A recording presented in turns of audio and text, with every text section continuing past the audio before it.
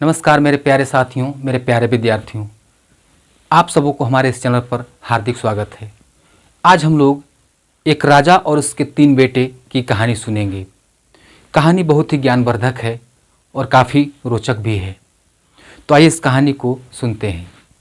एक समय की बात है, किसी राज्य में एक राजा रहता था। राजा बहुत ही अच्छा था, न्यायप्रिय राजा था। दूर दूर तक उसकी न्याय की ख्याति फैली हुई थी। उसके राज्य में सारे जनता काफ़ी खुश रहा करते थे। राज सब कुछ बहुत अच्छा से चल रहा था। धीरे धीरे हर इंसान की ज़िंदगी में एक मोड़ आता है जब इंसान वृद्ध हो जाता है और वह कार्यों को ठीक से नहीं निभा पाता है। राजा के साथ भी वही हुआ। राजा धीरे धीरे बूढ़ा हो चला तो सोचा कि इस राज्य का राजपाट किसे सौंपा जाए। राजा के 3 बेटे थे। राजा ने सोचा कि किसे राजा बनाए और वह यह निर्णय नहीं ले पा रहा था कि किस पुत्र को राजा बनाया जाए। वैसे तो अक्सर परंपरा रही है कि बड़े बेटे को ही राजा बनाया जाता है, लेकिन राजा इस नियमों से ऊपर उठकर सोच रहा था कि जो सबसे काबिल होगा उसी को राजा बनाएंगे। तो राजा ने काफ़ी सोच विचार किया। तो एक दिन उसके दिमाग में एक आइडिया आया। राजा के दिमाग में जो आइडिया आया वो बहुत ही कमाल का था। राजा ने अपने पुत्रों से कहा कि बेटे, ऐसा है कि हम किसी कार्य से दूसरे देश जा रहे हैं, कुछ काम है, तो हम 4-5 साल के लिए बाहर जा रहे हैं। तब तक जो है तुम लोग ध्यान रखना। तीनों बेटों को एक एक पोटली हाथ में थमाते हुए कहा कि इस पोटली में फूलों के दाने हैं। इसमें गुलाब का, चमेली का, गेंदा का, हर तरह के फूलों का दाने हैं। इसे तुम लोग संभाल के रखना और हम 4-5 साल बाद जब वापस आएंगे तो सुरक्षित मुझे वापस दे देना। तो तीनों बेटों ने कहा कि ठीक है पिताश्री, ऐसा ही होगा। और तीनों को वह पोटली देने के बाद राजा दूरदेश की यात्रा पर निकल गया। अब इधर उसके तीनों पुत्र सोचने लगे कि इस दाने को कैसे सुरक्षित रखा जाए, क्या किया जाए। तो बड़े बेटे ने क्या किया कि जो पोटली में जो दाने थे, फूलों के जो दाने थे, तो बड़े बेटे ने सोचा कि इसे बक्सा में बंद करके रख देते हैं, जब पिताजी आएंगे तो इन्हें सुरक्षित वापस दे देंगे। तो बड़े बेटे ने लॉकर में बंद करवा के रखवा दिया।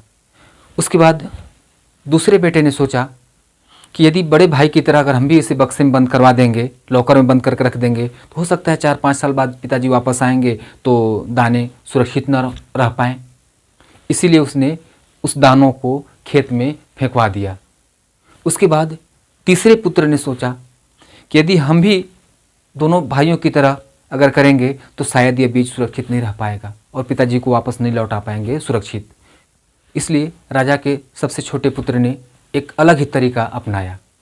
तीसरे बेटे ने उस दाने को लेकर अपने सैनिकों के साथ, अपने किसानों के साथ, अपने सेवकों के साथ अपने खेत पर गया और सबसे अच्छा जो खेत था उसमें जो है खेत को अच्छे से तैयारी करा करके और उसमें बीज को बो दिया। इस तरीके से तीनों बेटे ने अपने अपने तरीके से बीजों को ठिकाने लगा दिया। अब धीरे धीरे 5 साल बीत गए तो राजा वापस आया। सबसे पहले बड़े बेटे के पास आया और कहा कि पुत्र, वो पोटली लौटा दो जो तुम्हें हमने दिया था, आज से 5 साल पहले हमने दिया था। तो बड़े बेटे ने कहा कि अभी दे देते हैं। वह गया और बक्सा को खोला। तो जैसे ही बक्सा को खोला तो देखा कि उसमें जो दाने थे धूल मिट्टी में बदल गए हैं, क्योंकि 5 साल के अंदर उसमें घुन लग गया, कीड़े लग गए और सारे कीड़े उस दाने को खा गए। अब वह मिट्टी में तब्दील हो चुका था। यह देखकर राजा बहुत उदास हुआ। उसके बाद दूसरे बेटे के पास गया, कहा कि बेटा उस पोटली को दो जिसे हमने 5 साल पहले तुम्हें दिया था। तो दूसरे बेटे ने कहा कि पिताजी, बहुत अफसोस मुझे है कि मैं उस दाने को नहीं लौटा सकता, क्योंकि उस दाने को हमने खेत में ये सोच के फेंकवा दिया था कि ताकि वो पौधा बन जाए और उसे आपको लौटा सके उसके दाने को। लेकिन खेत बंजर था, अच्छा से हो नहीं पाया, सारे दाने बेकार चले गए, ज़मीन में सड़ गल गए। राजा एक बार फिर उदास हुआ और बड़े ही उदास भाव से तीसरे बेटे के पास गया। तो तीसरे बेटे ने देखा कि पिताजी बहुत उदास हैं। अब राजा ने अपने छोटे बेटे से कहा कि बेटे, अब तुम भी अपने उस दाने को दे ही दो, सड़े गले जो भी जिस रूप में भी हों वापस कर दो, ताकि उसे देखकर मुझे संतोष हो जाए। तो उस छोटे बेटे ने कहा कि पिताश्री, आप इतने जल्दी घबरा क्यों गए? आप इतना मायूस और उदास क्यों हो गए? आइए मेरे साथ। तो उस छोटे बेटे ने राजा को लिया और अपने राज्य के एक कोने पर एक गांव में लेके चला गया। उस गांव में लेके गया जहां पिछले 5 सालों से उस बीज से फूलों के पौधे उगाए थे, और जो भी उस फूल से दोबारा बीज बनते थे फिर वो उस खेत में उगा देता था। जब राजा उस खेत पर पहुंचा और वहाँ पे का जो सीन देखा तो राजा खुशियों से सराबोर हो गया। राजा ने देखा कि सैकड़ों एकड़ में फूलों से पूरा खेत लहलहा रहा है। सैकड़ों एकड़ में फैले उस फूलों की खुशबू सारे आसपास के इलाके में खुशबू फैल रहे थे। राजा इस चीज़ को देखकर आनंद विभोर हो गया और तब अपने छोटे बेटे से सारी कहानी बताया।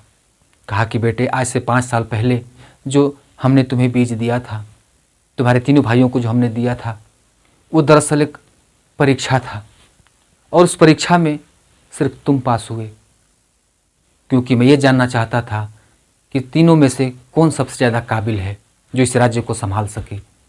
तो आगे राजा ने कहा कि बेटे, तुमसे बेहतर इस राज्य में, हमारे इस राज्य को संभालने वाला और दूसरा नहीं हो सकता, इसीलिए आज तुम्हें मैं राजा घोषित करता हूँ। तब राजा खुशी खुशी अपने छोटे पुत्र को राज दरबार में लेकर आया और भरे दरबार में यह घोषणा किया कि छोटा बेटा आज से इस राज्य का राजा बनेगा। इस प्रकार से राजा ने उस छोटे बेटे को राजा बना दिया। तो मेरे प्यारे साथियों, ये थी छोटी सी कहानी। ये कहानी उस राजा और राजकुमार की सिर्फ नहीं है। इस कहानी में छुपे हुए रहस्य को अगर गहराई से अध्ययन किया जाए तो आप पाएंगे कि ये कहानी हम सबों पे लागू होता है, सभी मानव जाति पे लागू होता है। ये कहानी हमें सिखाती है कि ईश्वर ने हम सभी मानवों के मस्तिष्क में उसी प्रकार से अनंत सुख सुविधाओं, अमूल्य संपदा का बीज छुपा रखा है।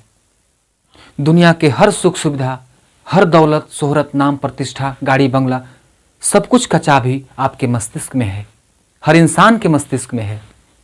मज़े की बात यह है कि आज की तारीख में नवंबर 2022 में पूरी दुनिया की जनसंख्या 8 अरब हो चुकी है।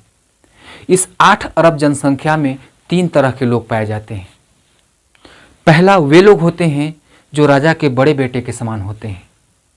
भगवान के दिए हुए उस अमूल्य संपदा की चाबी को, उस अमूल्य संपदा के बीज को जो ईश्वर ने मस्तिष्क में हमें दे रखा है, हम उसे खोज ही नहीं पाते और एक दिन बूढ़े हो जाते हैं और फिर मर जाते हैं। 4 लोग उठा के ले जाते हैं, माचिस मार देते हैं। मस्तिष्क में रखा हुआ वो अमूल्य संपदा का जो बीज था वो आग में जल जाता है।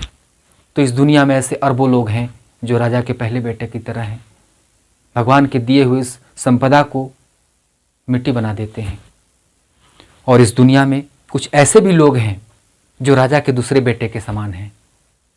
अर्थात इस दुनिया में अरबों लोग ऐसे हैं जो अपनी ज़िंदगी को मनमाना छोड़ देते हैं। ज़िंदगी चाहे जिधर लेके चले जाए, चलते चले जाते हैं। बिन पेंदी के लोटे की तरह ढुलकते रहते हैं। बिना पतवार की नाव की तरह ज़िंदगी के धाराओं में यूं ही बहे चले जाते हैं। उन्हें पता ही नहीं होता कि भगवान ने हमारे मस्तिष्क में कितना अमूल्य संसाधन दे रखा है। अगर उसे सही तरीके से परवरिश किया जाए, प्रतिभा को निखारा जाए, ज्ञान प्राप्त करके उसे अमूल्य संसाधन में बदल दिया जाए, अमूल्य संपत्ति में बदल दिया जाए, तो महान इंसान बनाया सकता है।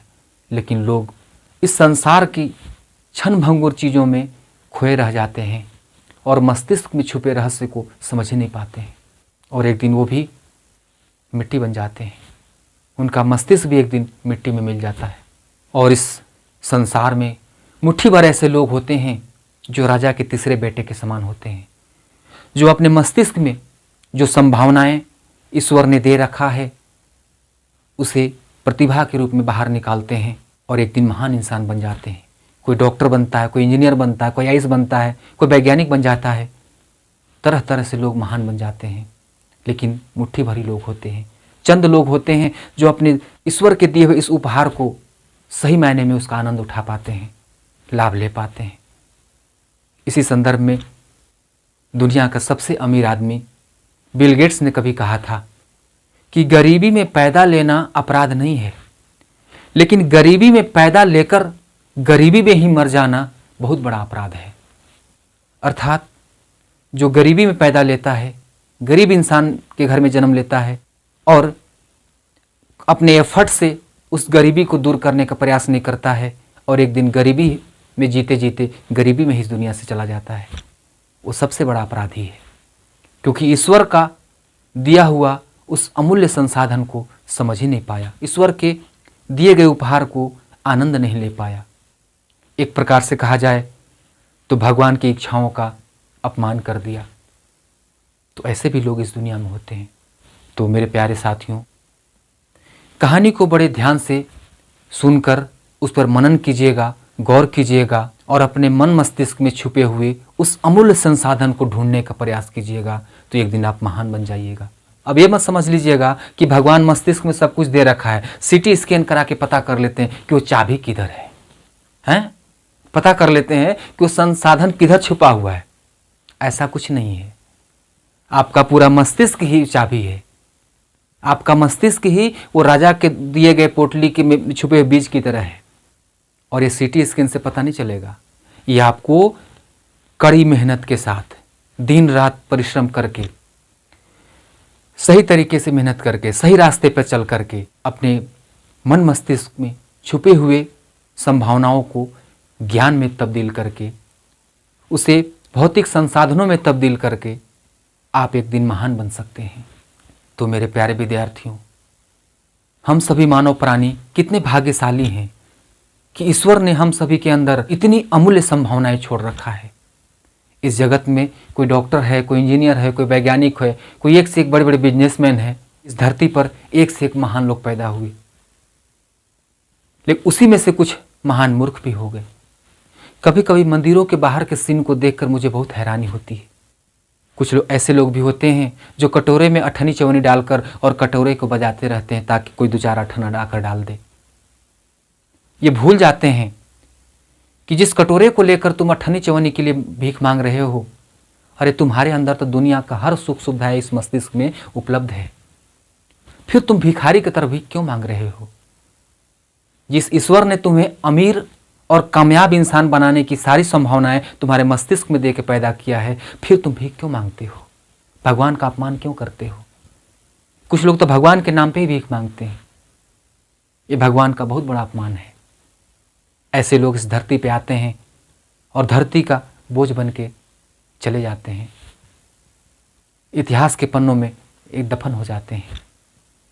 तो मेरे प्यारे विद्यार्थियों, इतिहास में दफन नहीं होना है, इतिहास को बनाना है, इतिहास लिखना है। और इतिहास लिखने के लिए वो स्याही आपके मस्तिष्क में है, वो कलम आपके मस्तिष्क में है, ये जादू आपके मस्तिष्क में है। आप अगर अपने परिश्रम से, मेहनत से अगर उस कलम और स्याही को दिमाग से अगर खोज लिए, तो एक दिन आप महान बन जाइएगा। आप इतिहास लिख दीजिएगा। आपके अंदर इतनी संभावनाएं हैं। भगवान किसी के साथ अन्याय नहीं करता, सबको बराबर संभावनाएं देता है, लेकिन हम समझ नहीं पाते हैं तो उसे व्यर्थ गंवा देते हैं। कुछ लोग समझ जाते हैं तो महान बन जाते हैं। तो मेरे प्यारे साथियों, मेरे प्यारे विद्यार्थियों, आज की कहानी में इतना ही। कहानी कैसी लगी कमेंट करके बताइएगा, और अच्छी लगे तो लाइक कर दीजिएगा और चैनल को सब्सक्राइब करके बेल आइकन दबा दीजिएगा। तो आज की कहानी में इतना ही। मिलते हैं अगले वीडियो में, तब तक के लिए wish you all the best.